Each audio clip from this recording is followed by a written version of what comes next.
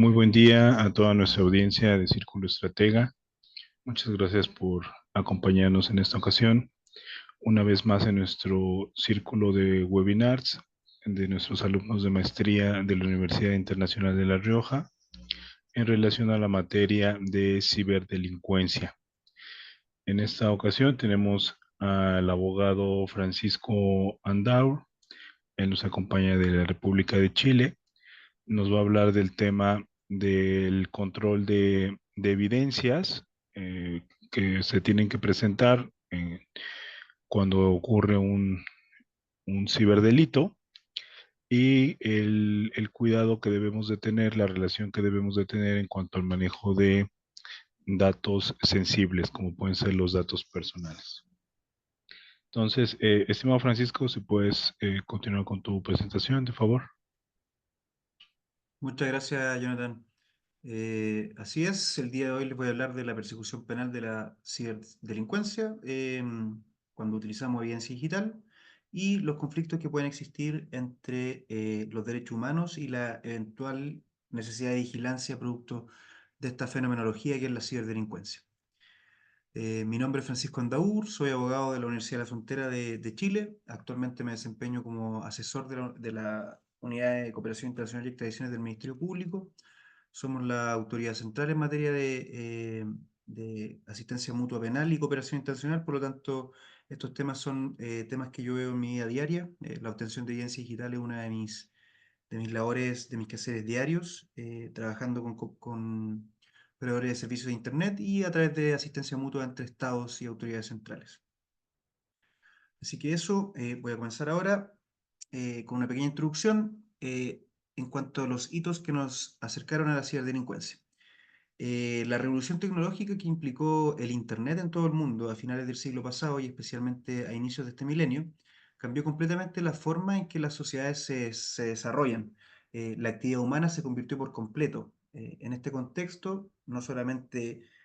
cambiaron los mercados, cambiaron los medios de comunicación, sino que también la trascendencia, o sea, perdón, la delincuencia trascendió del plano físico al plano virtual, generando una transformación completa de cómo se desarrollaban las estructuras de la persecución penal y cómo iba a enfrentarse la aplicación de la ley en virtud de estas nuevas fenomenologías que presentaba el espacio digital. Esta fenomenología que todavía consideramos reciente, pero que en realidad ya lleva cerca de 20 años o 30 años, que es la ciberdelincuencia, ha dejado de manifiesto la necesidad de generar herramientas que permitan adaptar la persecución penal a cómo se va transformando la delincuencia en virtud que se va tecnificando en el mundo virtual. La lucha contra los delitos requiere la relación, el análisis y la utilización de lo que se conoce como la evidencia digital o también la prueba electrónica, que son conceptos que, si bien es cierto, se entrelacionan, no necesariamente van a significar lo mismo. Y el proceso de obtención de este tipo de material para la persecución penal puede representar algunos conflictos o necesariamente vamos a tener que buscar un equilibrio entre la vigilancia necesaria para la prevención y la sanción de estos tipos penales, es decir, su persecución penal, puesto que se pueden comprometer los derechos humanos de las personas y también los que hoy día se conocen como derechos digitales, que son una extensión de las garantías y los derechos que las personas tienen en su catálogo de garantías. En esta presentación vamos a explorar entonces este conflicto que se puede generar analizando la utilización de la evidencia digital en la persecución penal, cómo esta puede afectar la privacidad de las personas en primer lugar, la libertad de expresión y otros derechos fundamentales que son esenciales cuando hablamos de persecución penal. Si es que no se respetan correctamente o se establece un marco adecuado de aplicación de ciertos mecanismos investigativos. De este modo, se tienen que adoptar suficientes salvaguardas y medidas para que la persecución penal, en definitiva, sea proporcional entre los objetivos de la persecución penal y la necesidad de prevención y el sancionar los delitos que componen el fenómeno de la ciberdelincuencia. Cuando hablamos de ciberdelincuencia,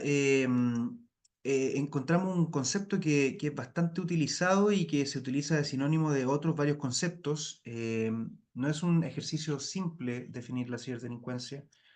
puesto que como sinónimo encontramos ciberdelitos, cibercrímenes y aún más si llevamos esta palabra al inglés, es mucho más complejo porque encontramos también otras palabras como computer crime, que sería como delitos computacionales, o crímenes digitales, que serían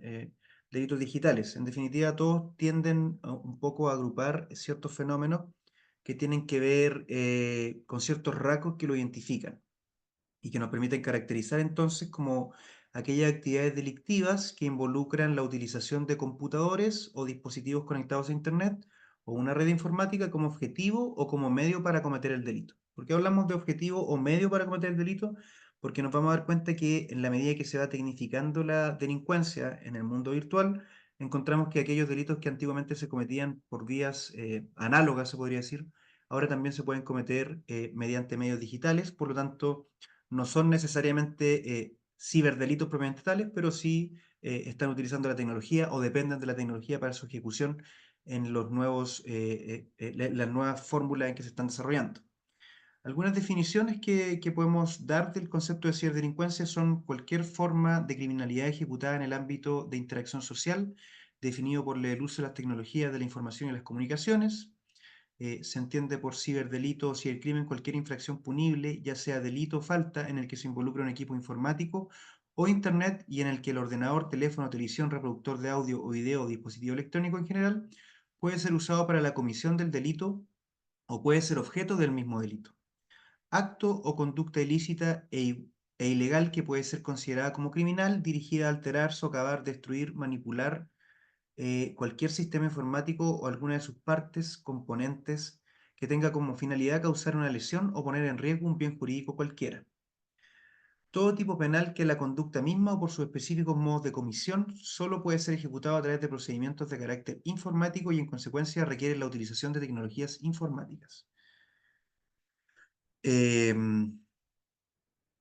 Con los términos de cibercrimen, ciberdelito, ciberdelincuencia se hace referencia a los delitos cometidos en el espacio virtual. Los cibercrímenes tienen cuatro características: se cometen fácilmente, requieren escasos recursos en relación al perjuicio que causan, pueden cometerse en una jurisdicción sin estar físicamente en ese territorio o sometido a la misma jurisdicción, se benefician de las lagunas de punibilidad que existen en determinados estados, los cuales han sido denominados paraísos cibernéticos, debido a su nula voluntad de tipificar y sancionar estas conductas. Como podemos ver, estas definiciones nos permiten caracterizar que,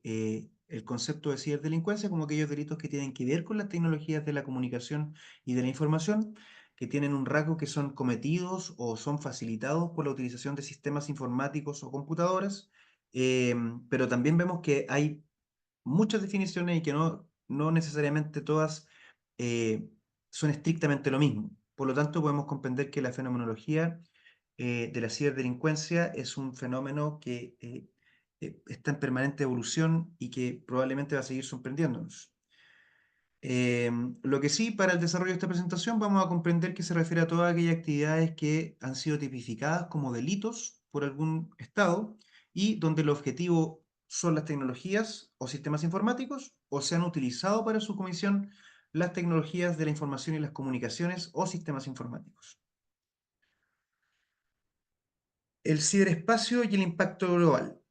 Cuando hablamos de delitos informáticos, tenemos que comprender que ya no estamos hablando de un plano material o físico necesariamente, sino que nos trasladamos a un concepto que se conoce como el ciberespacio. Este concepto ha tenido un tratamiento de carácter jurídico-político en el ámbito de la ciberseguridad, pero también se caracteriza en el ámbito computacional como de una forma completamente diferente, como un plano distinto. Em, lo podemos comprender como aquel entorno virtual que se encuentra interconectado y que está compuesto por las redes informáticas, los dispositivos electrónicos, los servidores y la infraestructura del Internet. Esto es súper importante porque aquí no estamos hablando de la imagen virtual que uno ve como entorno virtual, por ejemplo, en el metaverso de Facebook, perdón, de Meta, sino que estamos hablando de que el ciberespacio, para el concepto de ciberespacio para la ciberdelincuencia, tenemos que comprenderlo como justamente como esa imagen virtual que existe, pero también como todos aquellos elementos que componen la Internet de las cosas. O sea, los servidores informáticos, las líneas de conexión, etcétera, porque todas aquellas aquellos elementos pueden ser parte o objetivo de un ciberataque. El ciberespacio, al ser un entorno o espacio digital, trasciende de las fronteras tradicionales, aquellas que son físicas y materiales de los estados, por lo cual abre un problema de jurisdicción para la persecución de los delitos que se cometen en su interior. En este sentido, el ciberespacio se puede caracterizar como por la ausencia de una ubicación definida, que tiene una notable globalidad, puesto que no existen tiempos de espera entre las comunicaciones que se desarrollan,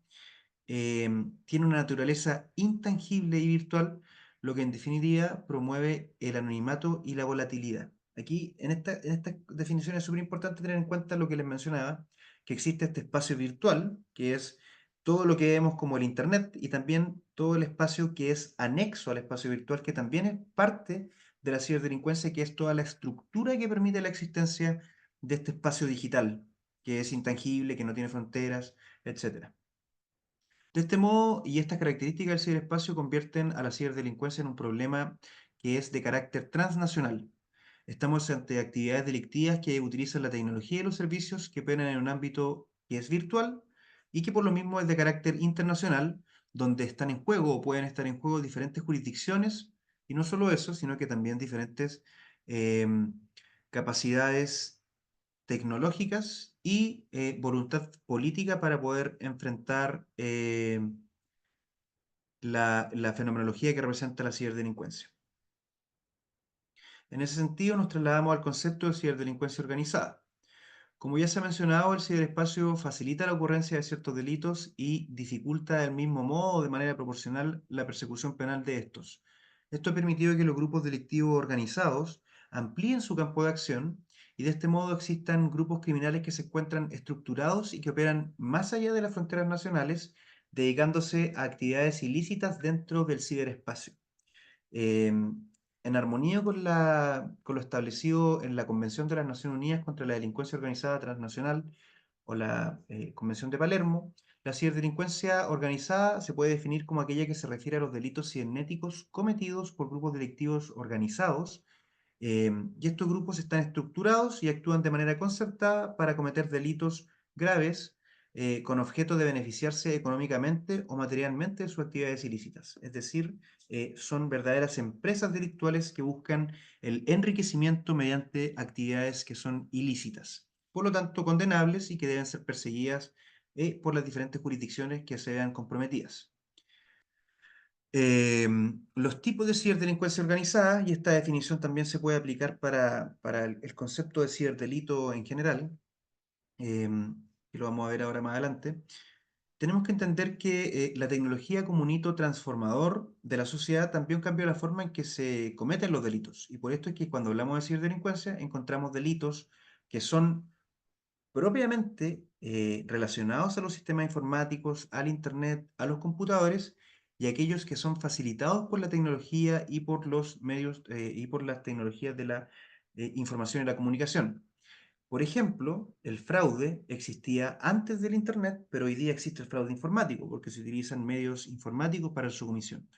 Y así un montón de otras actividades, como por ejemplo los abusos sexuales que pueden cometerse a través de comunicaciones virtuales, etcétera. En este sentido, entonces, encontramos aquellos delitos que son delitos o ciberdelitos propiamente tales y aquellos que han sido facilitados por los medios cibernéticos. Estos son algunos ejemplos de ciberdelitos basados en perdón, de delitos basados en la cibernética según la Organización de las Naciones Unidas contra la Droga y el Crimen. Em, que encontramos el acceso ilegal a un sistema informático, encontramos la interceptación de datos informáticos, encontramos las interferencias ilegales a datos informáticos, la producción, distribución y posesión ilegal de herramientas para el uso indebido de computadoras. Como podemos ver, estos son todos fenómenos que se encuentran completamente eh, relacionadas, son cuestiones que se encuentran completamente relacionadas a los elementos virtuales, cibernéticos, computacionales, mientras que también encontramos delitos que son facilitados por la cibernética o por las ciencias computacionales, como por ejemplo el fraude o la falsificación, que se relaciona con la informática. Actualmente toda la documentación es digital, por ejemplo. Entonces, la falsificación de un instrumento público perfectamente podría ser falsificar una firma electrónica avanzada o un certificado que emite algún gobierno. Encontramos delitos informáticos relacionados con la identidad, la suplantación de identidad, por ejemplo, generando perfiles falsos, haciéndose pasar por otra persona, todo tipo de falsificaciones, como productos, marcas, páginas web, etcétera. Delitos que implican abusos sexuales y explotación sexual infantil, la trata de personas, que puede ser captada mediante medios informáticos, el tráfico de migrantes, que pueden ser personas ofertadas dentro de plataformas marketplace negros, como la dark web, e inclusive el tráfico y venta de drogas. Hay otros ciertos delitos que son una mezcla entre lo informático y el delito como se conocía anteriormente, como por ejemplo el chantaje con extorsión y rescate, que se trata del clásico chantaje, pero que tiene la gracia de que ocurre un secuestro, un ransom de cierta información que es valiosa para la víctima, por lo tanto se ve compelida por el ciberdelincuente a pagar una cifra que puede ser muy elevada en criptomonedas para poder obtener el rescate de sus datos. Em, Esos son algunos ejemplos del fenómeno de la ciberdelincuencia y de cómo ha también convertido toda la escena de la delincuencia, y no solamente vamos a encontrar delitos que tengan que ver con el mundo virtual, sino que también se han facilitado los clásicos delitos, el clásico catálogo de delitos. Por lo tanto, los delincuentes se han tecnificado y han podido ampliar su acción y se han organizado, y estamos hablando ya ahora de una ciberdelincuencia transnacional. ¿Qué usamos nosotros para perseguir la ciberdelincuencia? Utilizamos mecanismos, evidentemente, que tienen que estar adaptados a esta nueva fenomenología que es la ciberdelincuencia, y necesariamente tuvimos que adaptar cómo perseguíamos los delitos. O sea, si ya estamos hablando de un plano que es digital, donde no existen las fronteras, donde tenemos una jurisdicción difusa, tuvimos que desarrollar mecanismos para poder obtener evidencia que sea útil para esta persecución y poder adaptar también nuestros sistemas penales para que estos elementos probatorios puedan ser incorporados en juicio y puedan ser en definitiva valorados por los tribunales. De este modo,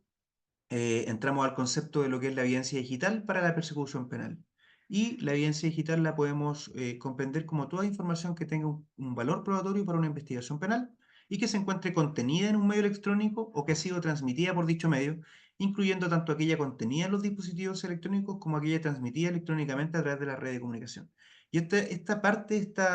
consideración es muy importante porque cuando hablamos de evidencia digital y evidencia electrónica, no necesariamente estamos hablando de sinónimos, no obstante se usan permanentemente con sinónimos,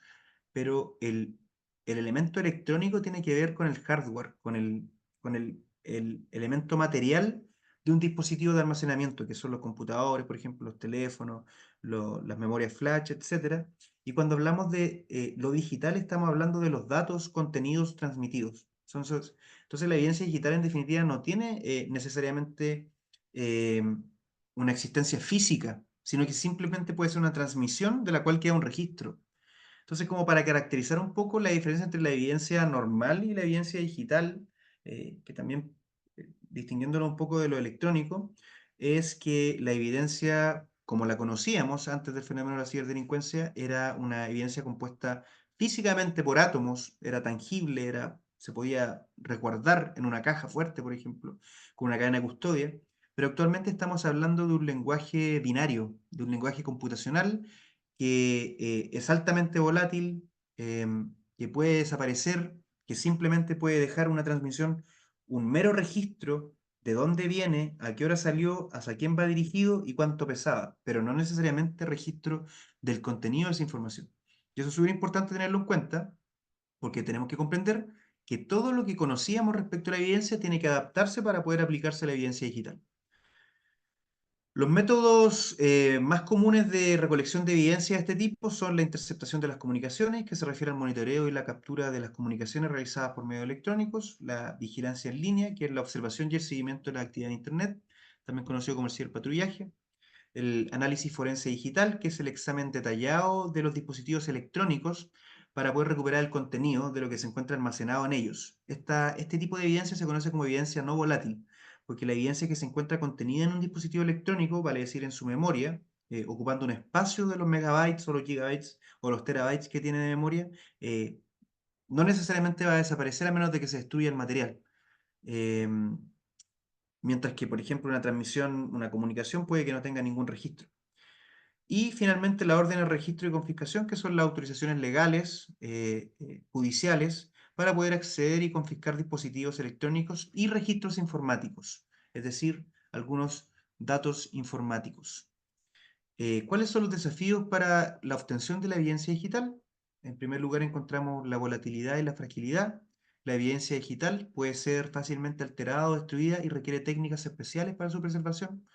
Existen técnicas de cifrado y seguridad. Muchas comunicaciones y datos están protegidos por cifrado, lo que implica que eventualmente nunca se puede acceder a ellos. Por ejemplo, si tenemos un cifrado de extremo a extremo, los proveedores de servicios como WhatsApp, Telegram, e inclusive el Messenger de Meta, que es de Instagram y Facebook, si uno lo activa, tiene el cifrado de extremo a extremo, lo que implica que ni siquiera el proveedor de servicio tiene acceso al contenido de los mensajes. Solamente tienen la capacidad de resguardar la información del tráfico, que son los datos residuales o los datos de registro de una comunicación en su origen y su destino. El otro conflicto que se enfrenta en la persecución penal para y la obtención de evidencia digital es el tema de la jurisdicción. La naturaleza transnacional del Internet como red crea conflictos jurisdiccionales y hay que entender que los datos que a lo mejor se están utilizando para la comisión de un delito en Latinoamérica pueden estar almacenados en el norte de Europa o pueden estar almacenados en un país africano o en una isla del Caribe. Por lo tanto, es muy importante que se pueda generar algún grado, ojalá muy rápido, de cooperación internacional que permita la obtención, recuperación y preservación de esos datos. Y finalmente, el anonimato y el pseudonimato, que son las herramientas y técnicas que permiten el anonimato en línea, como las redes privadas, las redes privadas, perdón, como los VPN, y las tecnologías de blockchain, por ejemplo, para las criptomonedas, que si bien es cierto, dejan un registro en el blockchain, no necesariamente son rastreables hacia un usuario final. Cuando hablamos de normativa y procedimiento para este tipo de espacio virtual, tenemos que comprender que hay que observarlo desde sus propias características. De este modo se ha desarrollado un marco normativo propio, tanto a nivel doméstico de cada estado y internacional. Además de lo anterior, los procedimientos tradicionales que conocíamos y utilizábamos para la cadena de custodia y el resguardo de la evidencia, también ha tenido que adaptarse a esta nueva fenomenología, y digo nueva entre comillas porque como mencionábamos, esto parte en los años 90, pero sigue siendo algo que nos pilla de manera muy reactiva. Por lo tanto, hablamos de nueva fenomenología. Eh, el primer gran instrumento internacional que trató de abordar este tipo de delitos, pero no solamente como para poder ponerle nombre a algunos tipos penales y poder establecer ciertos conceptos, fue el Convenio de Budapest, que fue adoptado con el objeto de abordar íntegramente o integralmente el fenómeno de los ciberdelitos a principios de los años 2000. Se desarrolló por el Consejo de Europa para poder armonizar la legislación europea y, las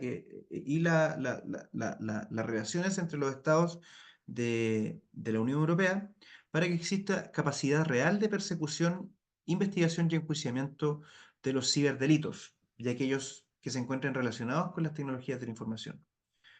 El Convenio de Budapest establece disposiciones de asistencia mutua penal, que es la cooperación internacional formal mediante la comunicación de autoridades centrales, y también algunos mecanismos clásicos de cooperación internacional, como son la extradición.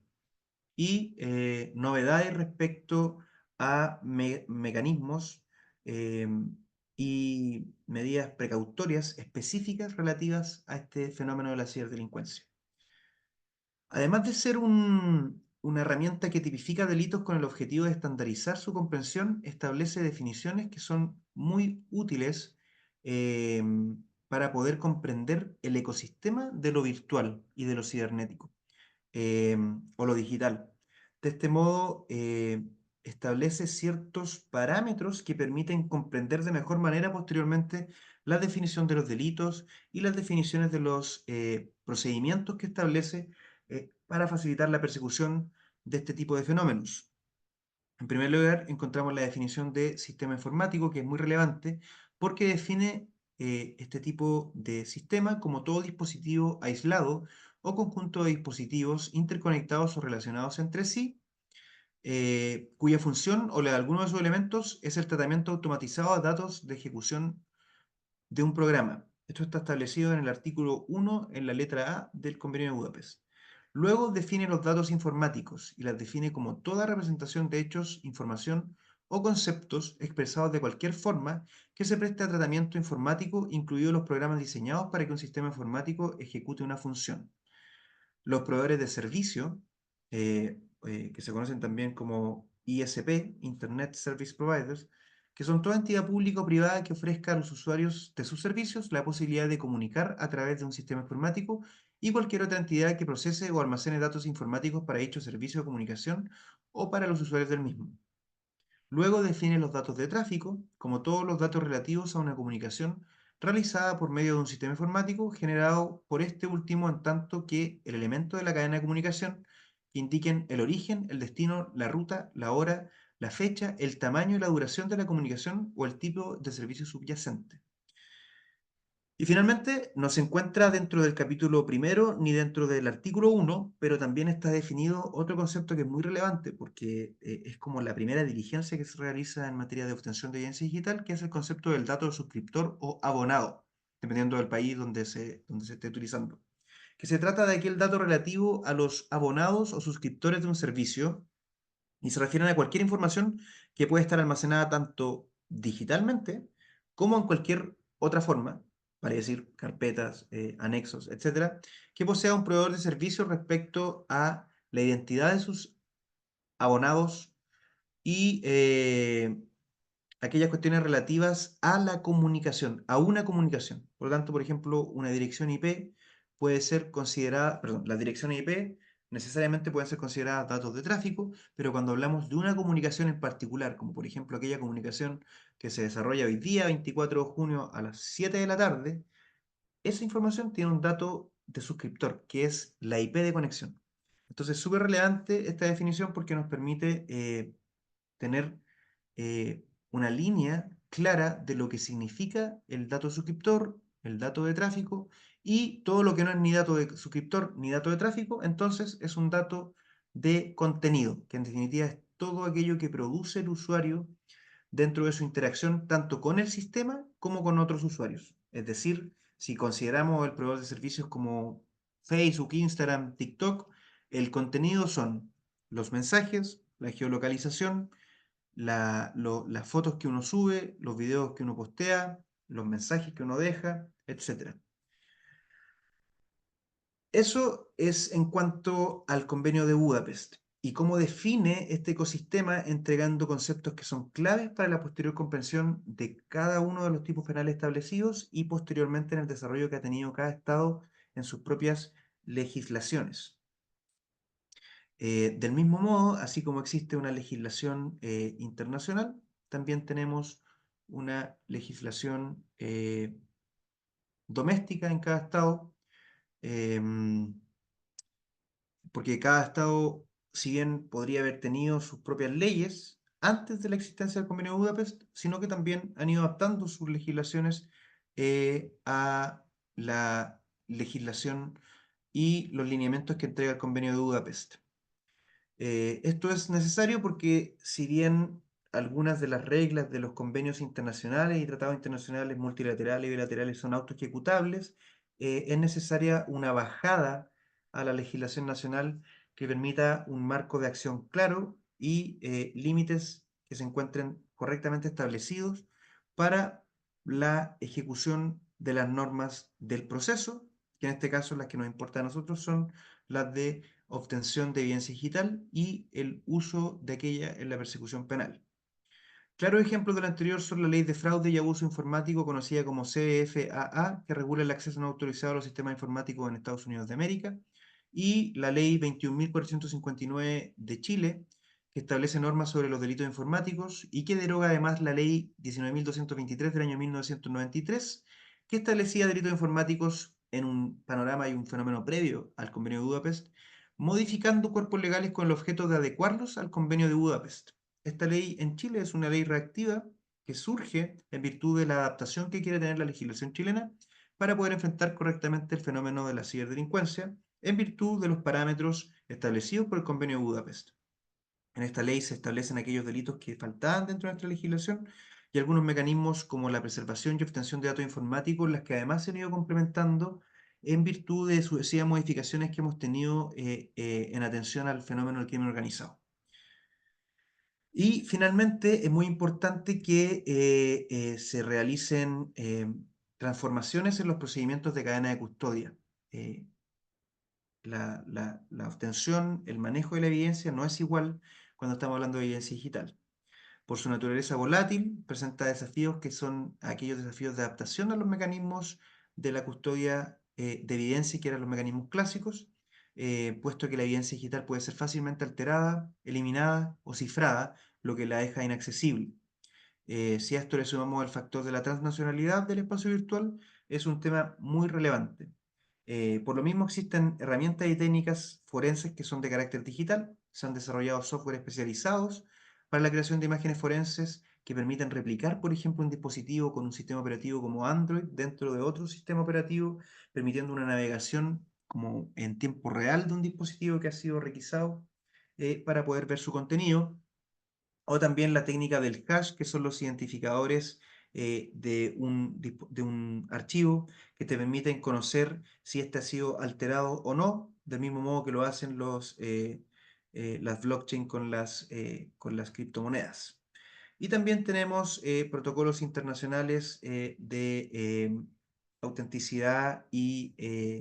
manejo de datos informáticos, como algunas normas ISO o el GDPR y la norma NIST. Eh, Ahora bien, esto ha sido una introducción en lo que respecta a la ciberdelincuencia y lo que respecta al concepto de evidencia digital, y ahora tenemos que confrontarlo con eh, porque este es el fenómeno que se crea en definitiva, que es el eventual conflicto que se puede presentar en la persecución de la ciberdelincuencia y la obtención de la evidencia digital con los derechos humanos y los derechos digitales de las personas. Esto porque, si bien hoy día nos hemos enfocado en conversar de la revolución que generó la tecnología en la ciberdelincuencia, hablamos en un principio que la transformación fue completa. O sea, ahora las personas utilizan Internet y lo- lo- los mecanismos de comunicación, las tecnologías de la comunicación y la información de manera permanente en la vida diaria. Por lo tanto, es muy delgada la línea en la que se puede estar generando una intromisión en la privacidad de las personas, en su correspondencia personal, en sus datos, porque en definitiva lo que genera la interacción con el mundo virtual es que las personas van produciendo una huella digital, por así decirlo, en la que se van guardando sus horarios, porque uno tiene un horario en el que ve el teléfono, en el almuerzo, antes de dormir, etcétera. Se puede ver una rutina, se pueden ver algunas cuestiones de salud, por ejemplo, por las búsquedas, las contraseñas que están almacenadas, etcétera. Por lo tanto, la intromisión en los dispositivos electrónicos, en las redes de las personas, es muy delicada y puede tener conflictos con principalmente el derecho a la privacidad. El derecho a la privacidad se encuentra consagrado en instrumentos internacionales de derechos humanos, como por ejemplo el artículo 12 de la Declaración Universal de los Derechos Humanos, que establece que nadie será objeto de injerencia arbitraria en su vida privada, su familia, su domicilio o su correspondencia, ni ataques a su honra o su reputación. Toda persona tiene derecho a la protección de la ley contra tales injerencias y ataques. El artículo 17 del Pacto Internacional de los Derechos Civiles y Políticos establece: nadie será objeto de injerencia arbitraria o ilegal en su vida privada, su familia, su domicilio o su correspondencia, ni ataques ilegales a su honra y reputación, y toda persona tiene derecho a protección de la ley contra esas injerencias o esos ataques. Se comprende entonces como un derecho humano fundamental que protege a los individuos contra intrusiones no autorizadas en su vida personal, familiar, y esto incluye la inviolabilidad de su correspondencia, sus comunicaciones y su hogar, y en el ámbito virtual, por lo tanto, de sus comunicaciones y de sus datos personales, o lo que se conoce también como el domicilio virtual, que tiene mucha relación con el Big Data, etc. La privacidad se extiende más allá entonces del ámbito físico, abarcando por supuesto el ciberespacio, por lo que podemos comprender que en la actualidad el análisis sistemático de estas declaraciones implica necesariamente la protección de los datos personales, la correspondencia electrónica, la actividad en línea, en contra de la vigilancia y la recolección ilegal o arbitraria de la información o el rastro digital de cada persona. Con la explosión de las tecnologías de la información y las comunicaciones, la forma en que se recopila y utiliza la información puede plantear desafíos que se contraponen contra las medidas de prevención de la ciberdelincuencia, como son la vigilancia. Esto lo conocemos como los derechos digitales de las personas, que se refieren a la protección de los datos personales. La de protección de los datos personales en Internet y los entornos digitales es un componente central de la privacidad de las personas en el mundo y en el entorno virtual.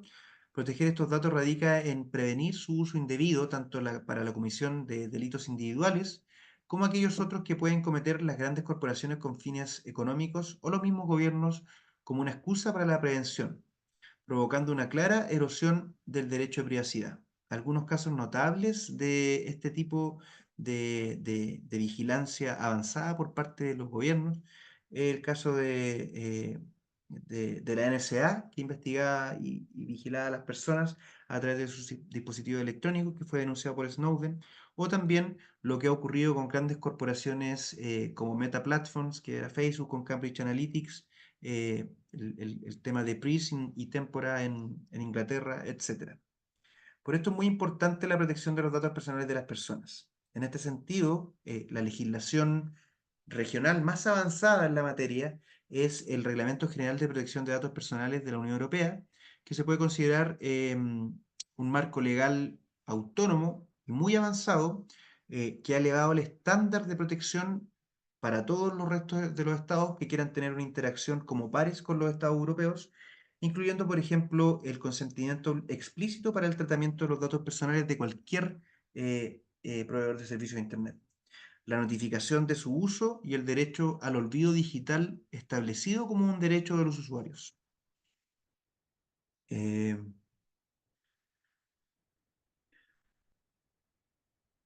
Podemos definir el,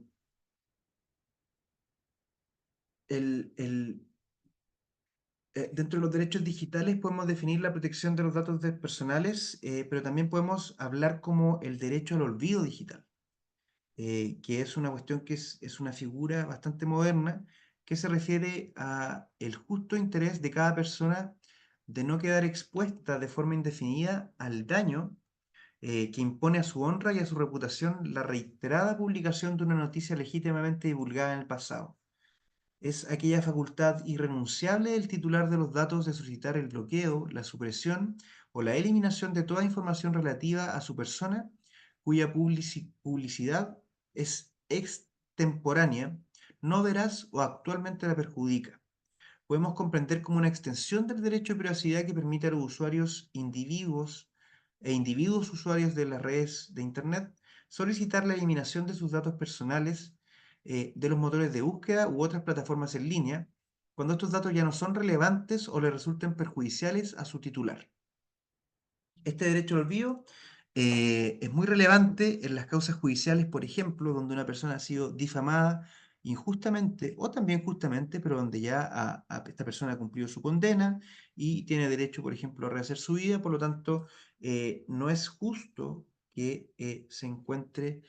perpetuamente reproducido permanentemente aquellas cuestiones que en algún momento fueron relevantes, pero que el día de hoy ya no representan ni tienen valor, ni siquiera para la reparación de la sociedad. Entonces existe esta figura del derecho al olvido como un derecho digital. Luego encontramos la libertad de expresión, que está establecida en el artículo 19 de la Declaración Universal de los Derechos Humanos. Es un valor esencial en la actualidad que puede verse amedrentado, por ejemplo, por la obtención de evidencia digital y la vigilancia con los fines de protección. Esto porque las personas pueden inhibir su capacidad de generar sus discursos o de participar en la vida pública por temor a represalias o por temor a que aquella información que ellos están transmitiendo a través de sus redes sociales pueda ser recolectada por los órganos de vigilancia y posteriormente utilizada en su contra. Esto ocurre principalmente en aquellos estados o regímenes que se encuentran bajo una dictadura o bajo un gobierno autoritario. Por lo anteriormente descrito, es muy importante encontrar un equilibrio entre la seguridad y los derechos humanos de las personas. La persecución penal en general y la obtención de la evidencia digital debe estar siempre sometida a los principios del debido proceso, garantizando que las pruebas obtenidas sean legales y puedan utilizarse en sede judicial. Esto quiere decir que las pruebas tienen que tener la suficiente entidad y legalidad para poder ser incorporadas al juicio y posteriormente valoradas como pruebas legítimas por parte de un tribunal. La evidencia debe ser preservada y obtenida siguiendo protocolos que permitan asegurar su integridad y autenticidad. Y la cadena de custodia debe asegurar que la información presentada en el tribunal es auténtica en su contenido y en su forma. Esto además permite que se asegure que en el camino durante la obtención se han respetado las garantías y las salvaguardas suficientes del proceso y también las garantías de las personas.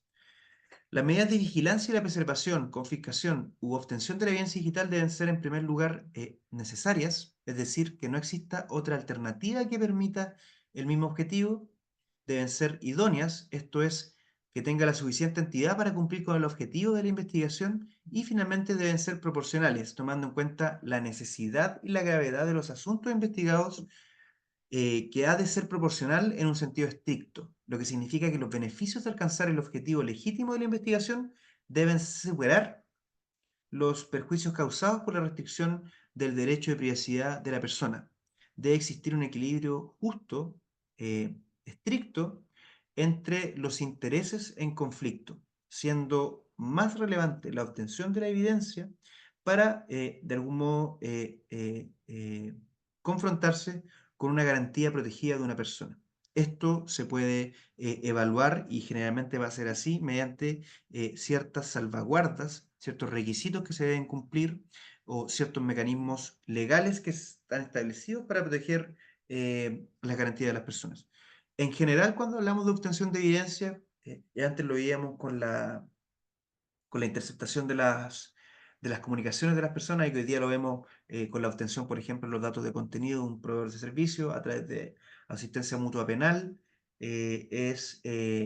la obtención en el estado requirente o en el estado ejecutor de una autorización judicial. Es decir, tiene que haber un control jurisdiccional de la necesidad, la idoneidad y la proporcionalidad de esta medida para que finalmente sea autorizada por un juez que sea una autoridad competente para este tipo de decisiones. Eh, Finalmente, podemos comprender que en virtud del fenómeno de la ciberdelincuencia y la necesidad de investigar, debe existir un equilibrio entre la seguridad y los derechos humanos y las garantías de las personas. Si bien la seguridad expresada en el tema que seguimos en la persecución penal mediante la utilización de evidencia digital resulta esencial proteger a las personas de las amenazas que representa el cibercrimen, hablando de seguridad, es fundamental que las diligencias investigativas realizadas por las policías, los jueces de instrucción, los fiscales o las autoridades competentes de cumplimiento de ley de cada una de las jurisdicciones eh, no se implementen en desmedro o en una gran afectación de los derechos humanos y que existe una protección de los derechos, o sea, perdón, una protección de los datos personales de las personas, especialmente aquellos que tienen que ver con sus datos personales en el mundo virtual. Esto lo podemos lograr a través de la transparencia. Las agencias deben ser transparentes en las prácticas de vigilancia y obtención de evidencia. Se deben esclarecer cuáles son los mecanismos que están siendo utilizados, cuáles son los procedimientos. Por ejemplo, si en una investigación se ocupa un agente encubierto, si se ocupa un patrullaje virtual, estas cuestiones deben darse a conocer. Del mismo modo, se deben establecer los mecanismos de rendición de cuentas suficientes para que las autoridades tengan accountability y se pueda garantizar que las autoridades respetan los derechos humanos en el entorno digital, en la aplicación de la ley y en la persecución de los delitos digitales y virtuales, y se debe estar siempre en un cumplimiento irrestricto del debido proceso para cumplir con las labores de la persecución penal y de la investigación. Finalmente, se debe crear y establecer institucionalidad suficientemente fuerte que permita la creación de organismos autónomos y permanentes de supervisión que sean verdaderas contralorías que ejecuten un control cierto de la legalidad de las actuaciones, em, para que pueda ser considerado entonces que las prácticas investigativas están siendo debidamente realizadas. Y el debido proceso, por cierto, como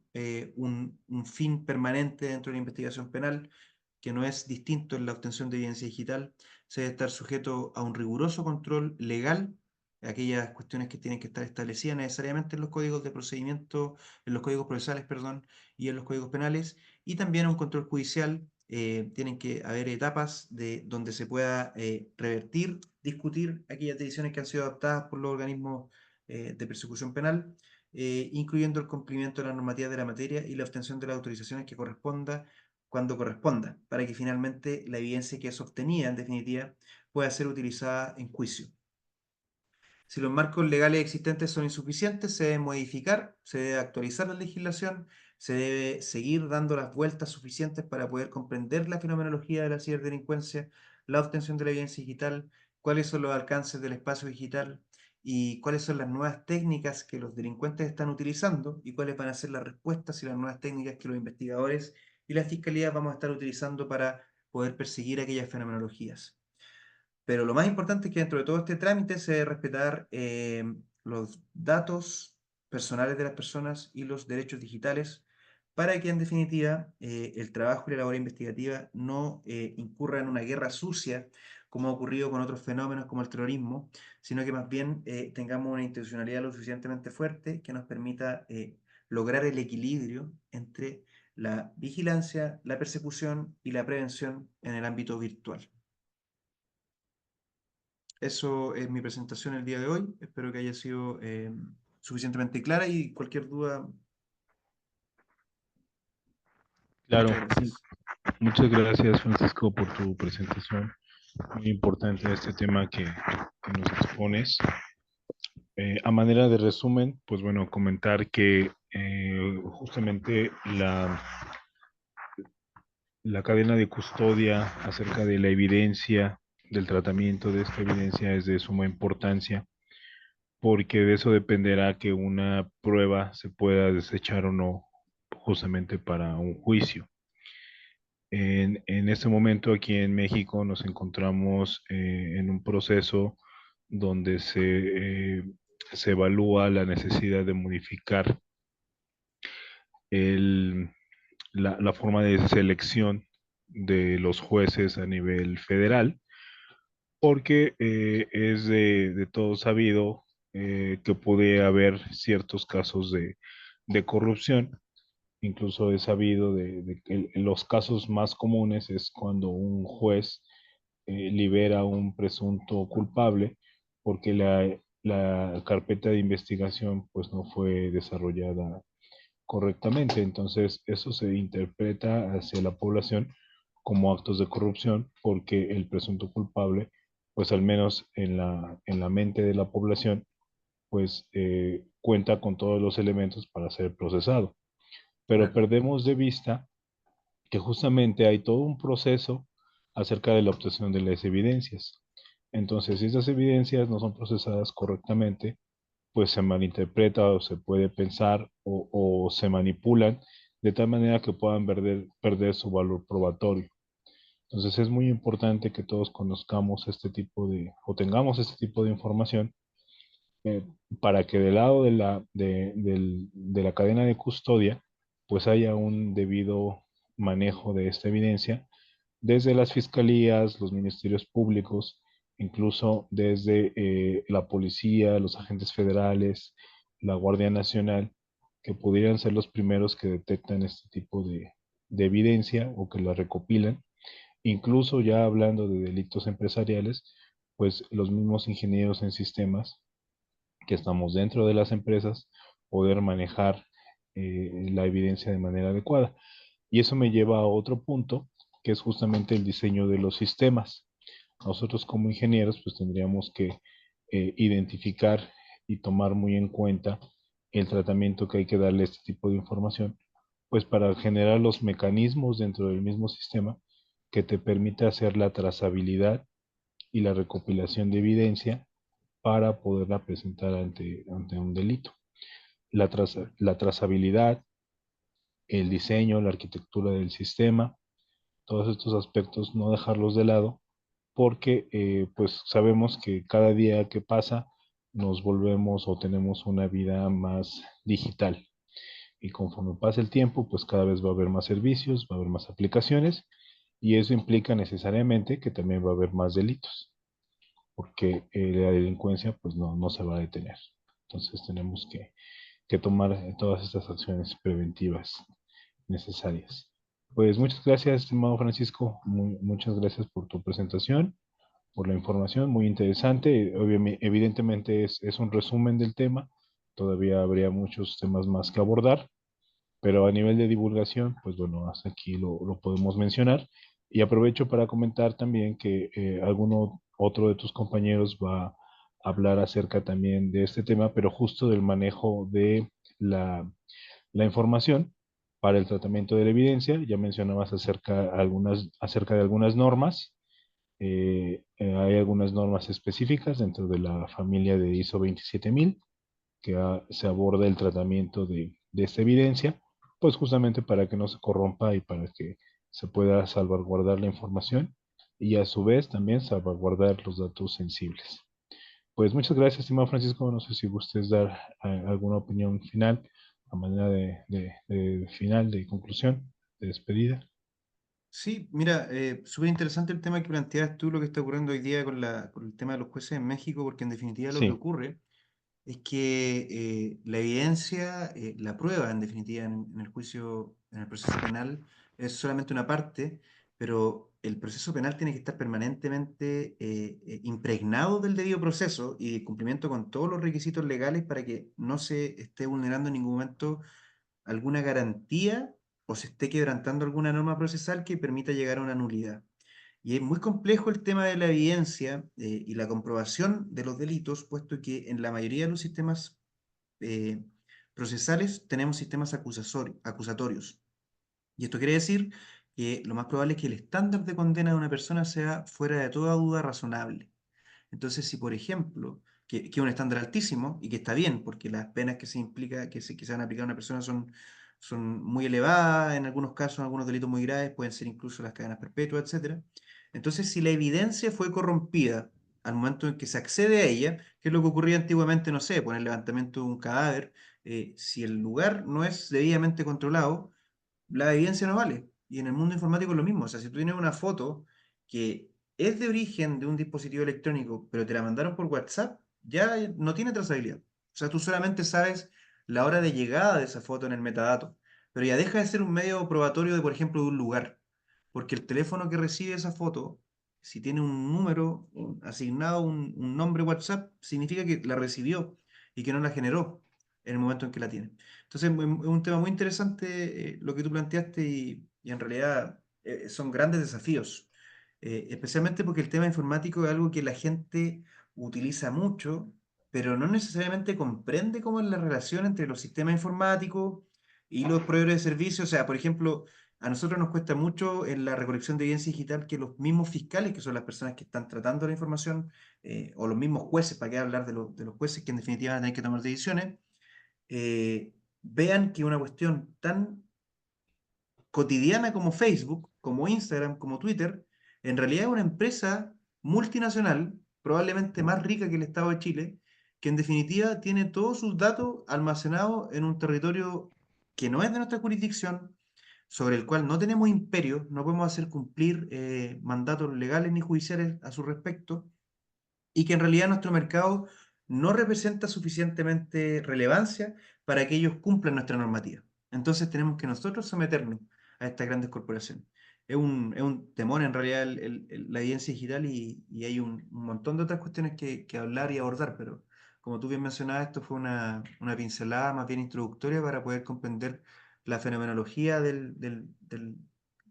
delito informático, el crimen organizado transnacional, que es la fenomenología que vemos hoy día, y en definitiva las evidencias digitales como algo más tangible en virtud de lo que establece el convenio de Budapest, que es como el gran paradigma que estamos utilizando todos en el desarrollo de la legislación sucesiva en esta materia.